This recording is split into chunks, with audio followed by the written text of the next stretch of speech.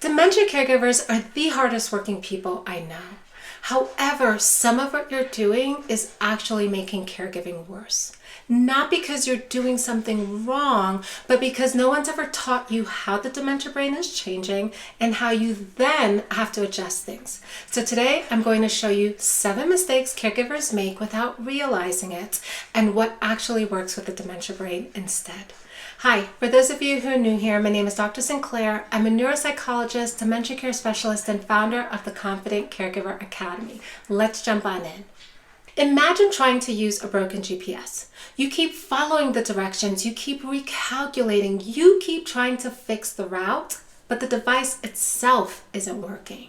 That's what's happening here in dementia care. You're using the strategies that work on a healthy brain on a brain that can't process that way anymore. So these accidental mistakes that you're doing, I want for you to think of knowing them as setting you free. Do not blame yourself, but this is an opportunity to be set free to understand how their brain actually works. So as we go through this, I want for you to filter everything through something I call the brain shift. Because when dementia behaviors show up, you don't need better explanations, care partners. You need an approach. You need to be able to do something that's going to have an impact on their brain. Mistake number 1, correcting or arguing reality. One of the most common things caregivers do is correct. No, that's not your house. No, your mom passed away years ago. No one stole your sandwich. You already ate it. And I understand why. You are trying to orient them. You are trying to help. This is how you've always helped in the past. But here's what's happening in the brain now. The systems that help update reality, especially in areas like the hippocampus and the surrounding memory networks, are not working properly. So when you correct them, their brain can't absorb that update.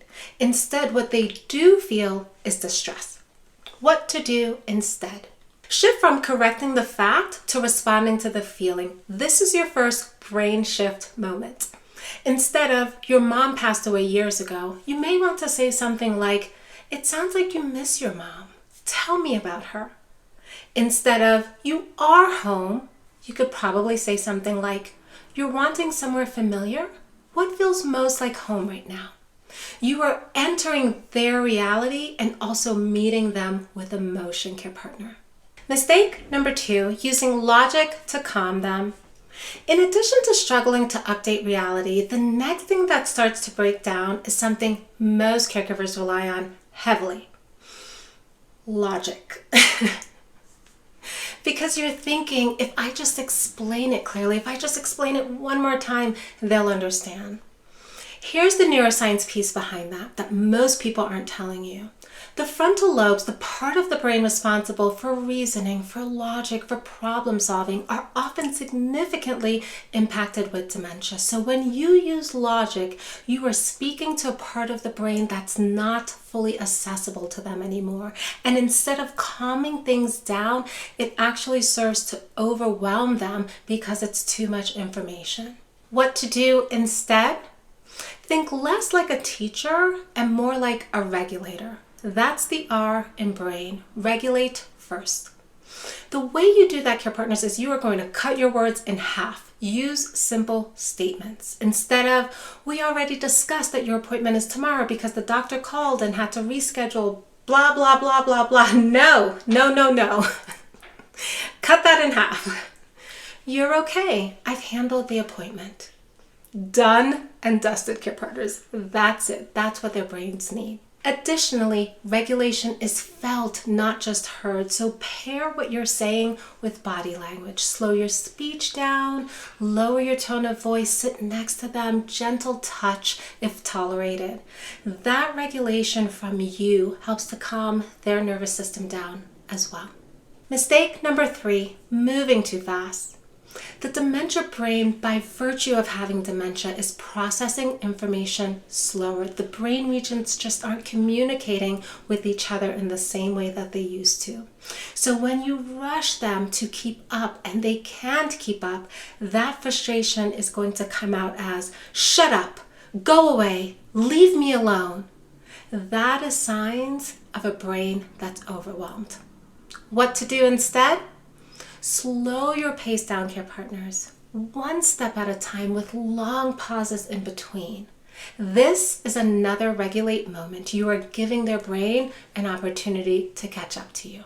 If this is helpful, care partners, if no one's ever shared with you all of the landmines that you need to navigate with dementia care, then please go ahead and like and subscribe to this channel. That one small step tells YouTube that this is helpful to caregivers, and it will send it out to other care partners who also need this information.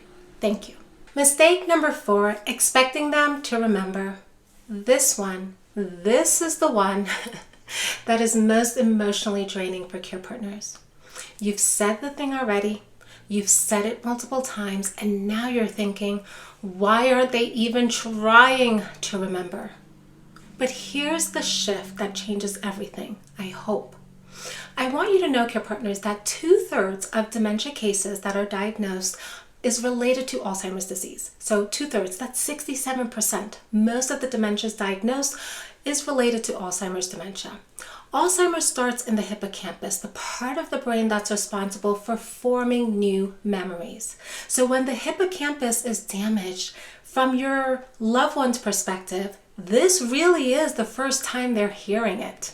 The other times were not stored, even though it's the 10th, the 12th, or the 30th time that you've said it. What to do instead? Instead of expecting memory from your person with dementia, you'll need to build in external memory systems. This is the A in brain, adapt the environment. One way to adapt the environment is to use alarms. For example, if their loop is to come to you every 10 minutes, have an alarm that goes off every 8 minutes that gives them the answer they're looking for. The alarm can say something like, doctor at 2 p.m. and it gets to them before they get to you. You can use an Amazon Echo device, you can use a Google device, you can use a watch that they wear on their wrist that alarms them of the information. I have no affiliation to these products. They're just helpful tools for care partners to use. I should get some kind of affiliation with these products. If you guys know how I should do that, then tell me how to do that in the comments below. Also, use visual anchors. Whiteboard in the main living area that says, doctor at 2 p.m. A sticky note on the front door that says, staying home today. All of those assisted devices or strategies help your person with dementia to be more successful. Mistake number 5, waiting too long to intervene. By the time most caregivers respond, the person with dementia's brain is already overwhelmed. And when that happens, the amygdala, the threat detection center, is activated. At that point, redirection is harder, everything is harder, everything feels bigger. But you didn't know what to look for, so here are a few key signs. What to do instead. Catch it early, care partners. This is the I in brain. Interrupt or intervene early. You're looking for signs of restlessness, shifts in their tone of voice. They're repeating things more frequently than they used to. While this list is far from exhaustive, they are a few key signals to let you know that your person with dementia is overwhelmed and you need to intervene. Mistake number 6, asking too many open-ended questions. Questions that used to feel empowering, like open-ended questions, start to feel overwhelming to a dementia-affected brain. So for example, the question, what would you like to do today? A question like that seems very simple to you and to me. It even represents collaboration, us working together to figure out what to do today. But now for a dementia-affected brain, they have to generate options, hold them in mind's eye, and make a decision. That is considered executive function skills. That's a part of the brain that's weakening for your loved ones with dementia. So having that open-ended question, instead of it being easy and collaborative, it now feels like a pressure, a lot of pressure for them. So what to do instead? Narrow the demand. This is the N in brain. Instead of what do you want to do today? The question now becomes, would you like to go for a walk or take a drive in the car? Would you like eggs or toast instead of what would you like for breakfast? You're not taking away independence by limiting choices. You're actually making success possible. And when all of this is happening, memory changes, processing speed slowing down, difficulty with reasoning, or executive functions. It also affects something deeply emotional, which leads us to our next mistake. Mistake number 7, taking it personally. In a dementia-affected brain, the ability to regulate emotions and filter responses weaken. So what comes out is less filtered.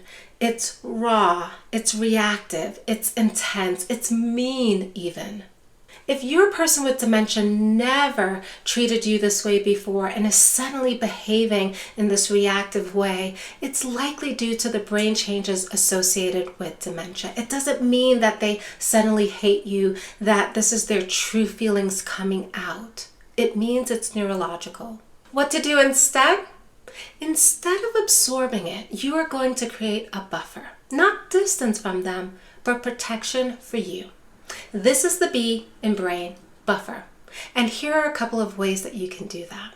First, anchor back to who they were. This is your emotional reality check. For example, one of my clients shared something so powerful with me, it's never left me. She said, if my mom pre-dementia, who was always my biggest protector, could see how she's speaking to me now, oh, Dr. Sinclair, it would be on. Okay? There's no way her mom would have tolerated that. And that's what helps my client stay grounded, because it reminds her, this is not my mom choosing this. This is the illness. My biggest protector would never choose to treat me this way. So similarly for you, if you know your spouse, your parent, your loved one would have never spoken to you this way before, this can be your buffer as well. Second, translate the behavior in real time. This is going to be your internal shield. Another way to create that buffer is to train your brain to auto-translate what's happening. Meaning, when they say, you're useless, get out, I don't like you, I wish you dropped dead, you intentionally and internally translate that to, they're overwhelmed, they're scared, they're overloaded, how can I help? You don't say this out loud, care partners. This is your internal protection system. You are learning to translate what they're actually saying. We need to pause because this is not an easy skill. When someone you love looks you square in the eyes and says, you're useless, I wish you'd drop dead, that's not just a comment, that's a dagger, okay?